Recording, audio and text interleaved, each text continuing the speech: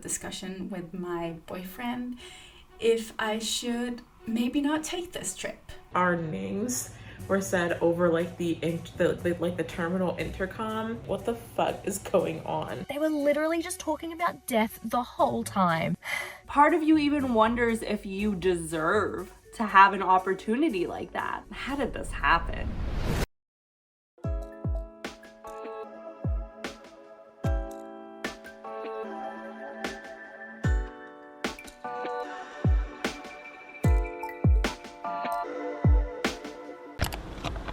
Okay guys, we are in Thailand alone. Kayla and Alexa will be here later tonight. Right now I'm just gonna go out and get some food because I haven't eaten. Let's go. The day before I was traveling to Thailand, I had the most uncomfortable night you can imagine. I was literally sprawled out, puking my guts out the entire night, and I don't know why. I must have ate something, but yeah, I was puking so much that by the morning I had a discussion with my boyfriend if I should maybe not take this trip, because it meant sitting on a plane, 3 different planes, for a total of 17 hours. But I was like, I can't not do this. I have to do this. It was a nightmare. The only thing I can say, I was lucky with the longest flight from Vienna to Bangkok, which is like 10-11 hours, was in the middle of the night. So that meant for the most of that trip I was actually sleeping, and I was so exhausted that I managed to sleep through the whole thing. It was a interesting trip. I don't actually remember a lot. I think I blocked it out because I was just so bad. I was supposed to film and share some of the travel. I couldn't, it was not happening. So when I arrived in Thailand, I was by myself, the first one to get there. I had a whole day for myself, and I had to get out of the airport, find the train station. Luckily, I had Jamie, who gave me a map of the trains and explained to me where I was going. So I figured it out somehow. It was easy enough to find the Airbnb by myself. I had Google Maps. I was red lobster faced. I was sweating. I was so red. I came from cold Norway. The heat just hit me coming into Thailand. But I got there, and the Airbnb host showed me into the apartment. I basically got there, took a shower, got dressed, went out again right away to meet Jamie. We went through the Chinese night market, which was fun. There was a lot of stuff there, but I'm just I would like to have tried some of it, but I was still feeling bad, and I'm just I told Jamie, this is awesome to watch and experience, but I can't eat anything. So yeah, but it was fun, and I got to film some of it, and I had a good time despite feeling like trash. And then I went back, and it was basically I was sitting, I found a McDonald's to eat because it was the only thing I could eat. And I was sitting there eating, it was close to 10 p.m. It was great. I ate, I didn't puke, it was fantastic. I went back to the Airbnb and I slept like a freaking baby the entire night. I don't know if you can actually hear this, but I'm on my way to pick up Alexa and Kayla. It's almost 10 p.m. So We'll see if we can find them. Hi!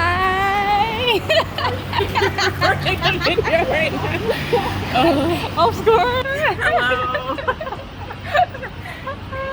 As Kayla struggles to get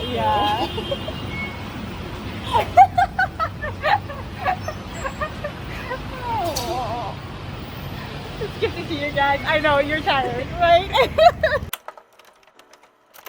So talking a bit about our travel experience flying to Thailand, I think Kayla and I will both agree that our travel experience to Thailand ranged somewhere on the scale from like mildly stressful to traumatizing. We originally meant to like record a whole thing when we first got there talking about it, just because our experience was so much. We left from Pittsburgh on Monday the 3rd of July. Our first flight was at like 5:30 in the morning to JFK.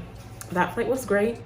It was early in the morning, everyone was sleeping, everyone had their headphones in, no one was talking unnecessarily. Like, people were just doing their thing. It wasn't a full flight. Like, the trip started off really well. Of course, that was the first flight. It was only an hour and a half. So we got to JFK, we had about, I don't know, a 3-hour layover there. By the time we got through everything and we're like going to our gate, we were like, we need coffee. So we walked all the way across the terminal to find the Starbucks, the one Starbucks that was in the terminal. Of course it was packed because at that point it was like 8 o'clock in the morning or something. So everyone wanted coffee. So we waited like 30 minutes for our Starbucks, sat down in the little cafeteria thing that was next to it, to like drink and eat and just like chill before we walked all the way back across. And then like our names were said over like the terminal intercom, asking us that like they needed us to come to our gate and like confirm documents, and you're like, what the fuck is going on? We got our stuff, we walked all the way back across the terminal. Mind you, I'm still like, for those of you who don't know, I injured my knee playing softball 2 weeks before we left for Thailand. So my knee was okay, but like not in the best shape to be like walking back and forth across terminals. But anyways, we walked all the way back across the terminal, go to our gate, and essentially they just wanted to check us in for the flight because for some reason we were flying Qatar for these flights, and for some reason like the app wouldn't check us in. I don't know if it's because technically Pixie booked the flights, since we paid for them with the Kickstarter money, which is in the podcast's funds. So like the flights weren't booked under our names. I mean, the tickets were under our names, but the flights had been booked by Pixie. So I don't know if that's where it came from, but essentially they just wanted to check us in for the flight and like print our boarding passes and stuff like that. So it wasn't anything serious. This flight, our flight from JFK to Doha Airport in Qatar, this was the longest flight. It was about 13 hours. And this was the flight from hell. So the cabin we were in, the area we were sitting in, the seat in front of us had a family with small children. The seat like adjacent to us had a family with small children. The seat like three rows ahead of us had a family with small children. And these were like, I know children are hard to control. Listen, I'm not a mom, I'm not a parent. I don't even begin to know what it takes to like parent a child and like, you know, anything like that. But these were some of the least behaved children I have ever come into contact with in my existence. And it was all of them. I'm talking like these kids refused to sit down and put their seatbelts on when it was time to take off in tarmac and like land and stuff like that. They were running up and down the aisles. They were jumping on the seats. They were screaming. Anything you can imagine that would be unpleasant on a 13-hour flight, they were doing. But the problem was that the parents were just letting it happen. There was no sort of like attempt to calm the kids down. There was no attempt to stop the children when they were, you know, doing things that they shouldn't be doing on a flight. The only people that were attempting to keep these children in line were the flight attendants, whose job it is not to babysit your children. And so these poor flight attendants were also serving food, taking care of the other people on the plane, doing all this stuff, and also like ending up having to babysit these people's children. Needless to say, we did not get much sleep. And by the time we landed in Qatar, I think we were pretty worse for wear. We had a pretty short layover there. It was maybe like an hour and a half. So we kind of just went straight to our gate and got checked in and sat down. We are sitting, this is still so wild to me. We are sitting in our gate, like waiting to board. We had like 15-20 minutes left to board. I look up from my phone. I look like 20 feet further like into our boarding area, and fucking Top Tap is there. And I'm just like smacking Kayla, that Top Tap. And they look up and like they see him, and we have like this mini freak out moment. And next thing we know, he's gone. Wild experience. We got on our flight, and this was our last one from Qatar to Bangkok. This one was better than the last flight, but like not by much. So we were seated by all adults this time, but they were still adults that like did not know how to listen to the instructions that the flight attendants were giving. So these were like grown-ass men that were just like doing whatever the fuck they wanted and still taking advantage of the flight attendants, and just like very frustrating to be seated around. And I can only imagine how like frustrated the flight attendants were, but they couldn't show it because it's part of their job to just like deal with that shit. But I think we were both so exhausted by the time we got on that flight that we did like just end up sleeping by default because we just physically couldn't keep our eyes open. I think that flight landed in Bangkok at like 7 something, and by the time we got through all of our stuff at the airport, had our bags, and were going out to actually go to our Airbnb, it was like 9 p.m. Pixie met us there, and I feel like that was the first time I really like had a second to be like, I'm in Thailand, I'm in Bangkok, like I'm in this city that we've been wanting to come to for so long. But like at that point it was 10 p.m. or even after. And so I feel like I didn't really get a chance to like take in and formulate a first impression. And it wasn't until we were like, went out on the first day, once like Heather and Michael got there and we were all like together and we were like, okay, let's go out and explore.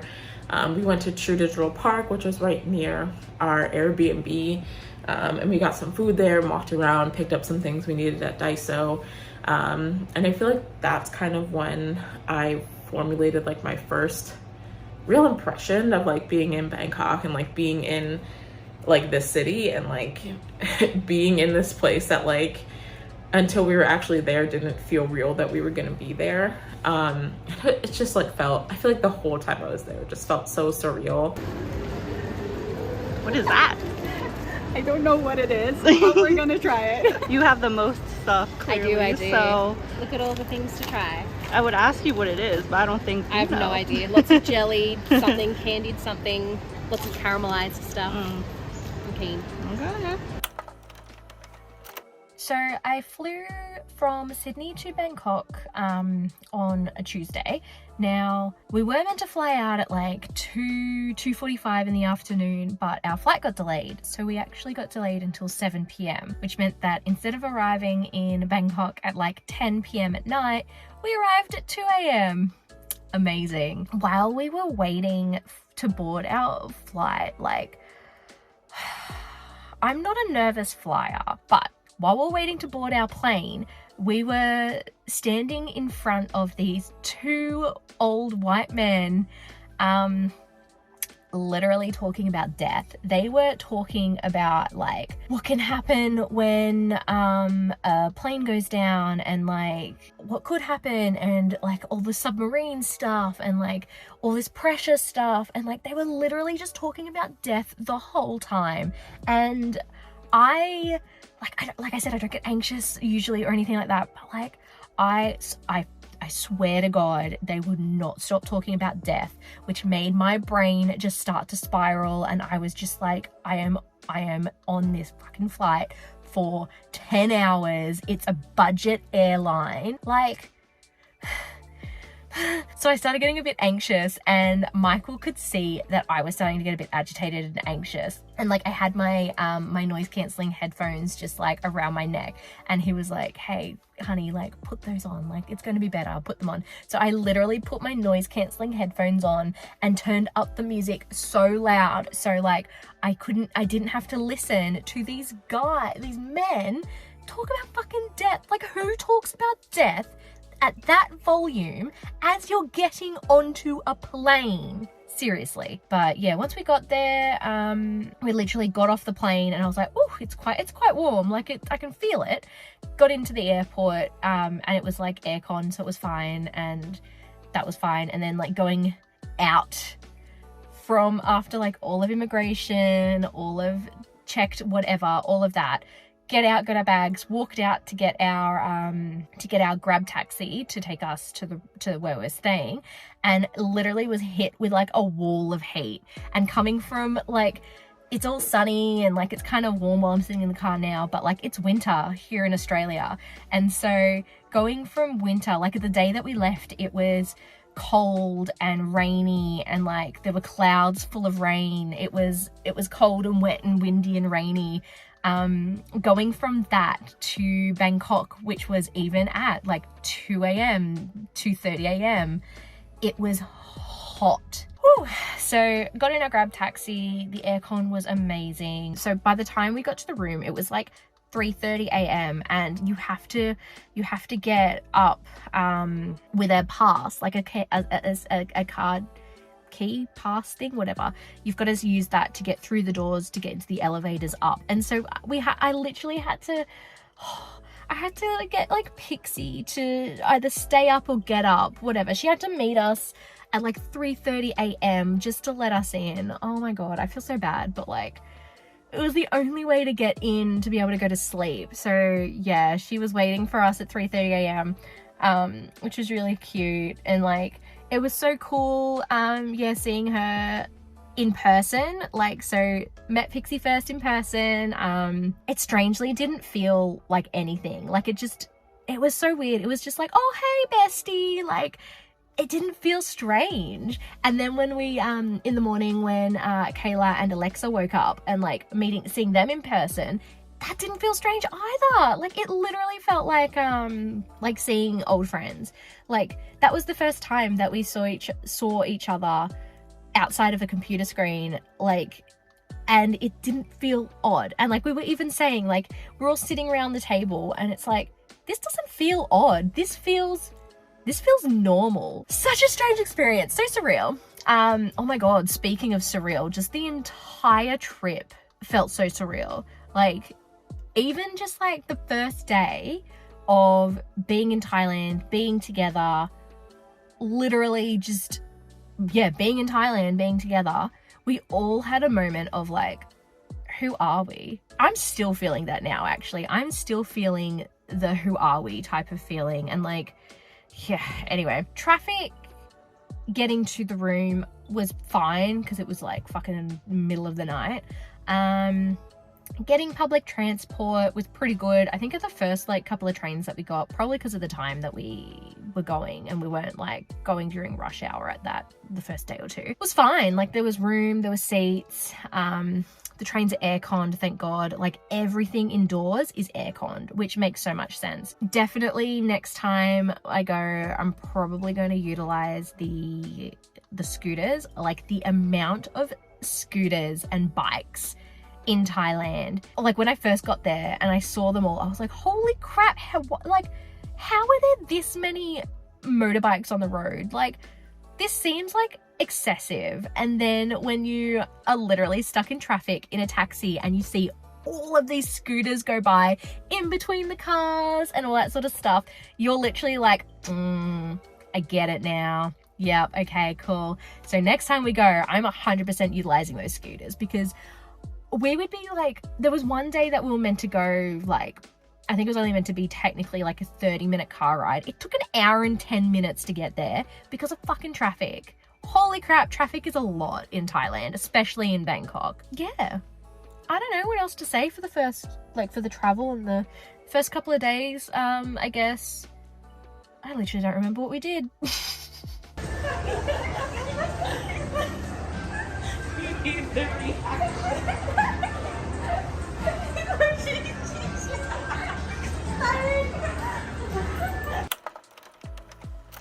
You guys, we went to Thailand.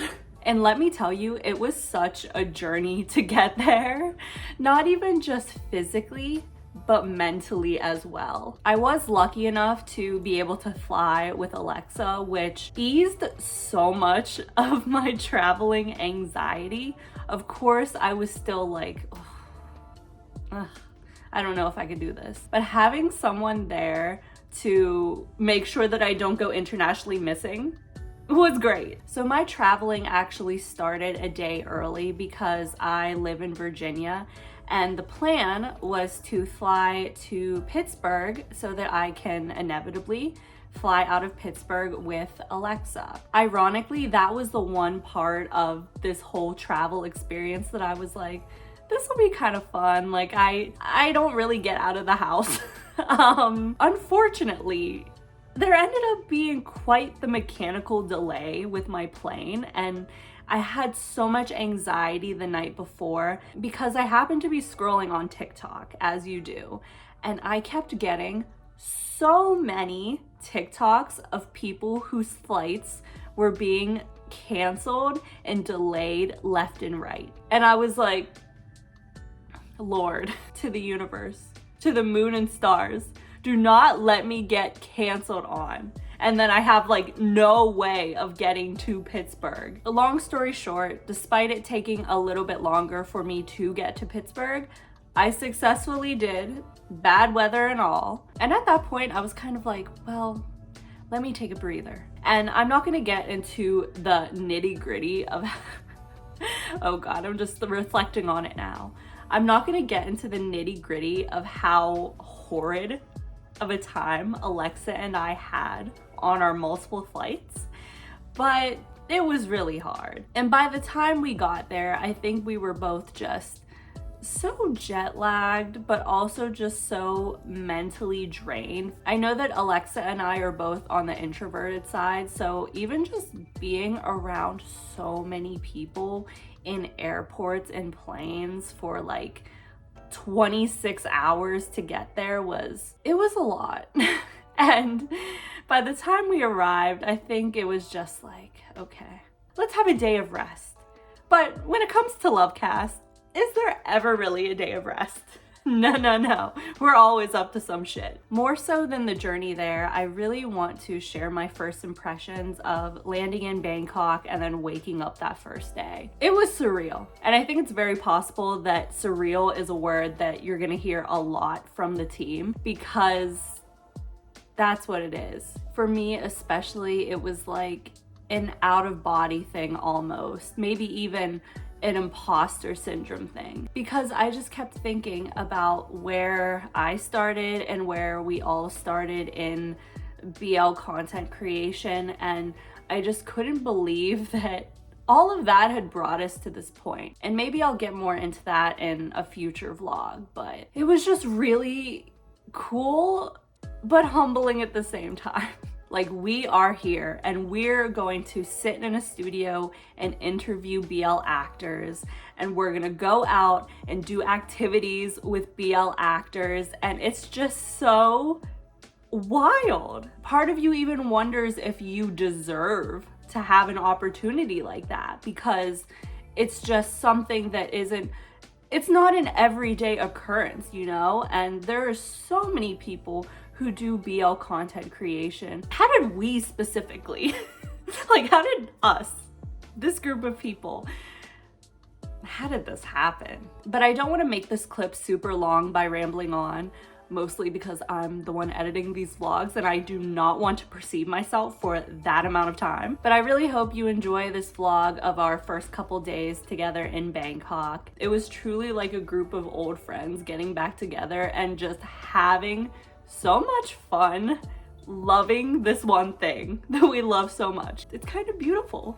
when you have the same hyperfixation as everyone else and you could just bond over it, like, you know? I hope you enjoy this vlog and all of the other ones that I am going to try my best to edit.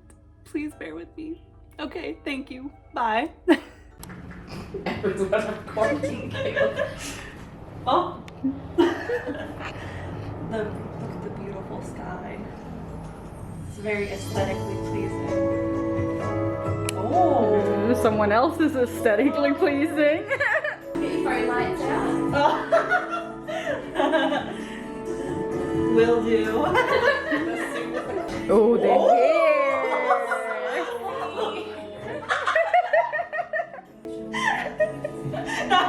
that was real. I almost fell on my ass.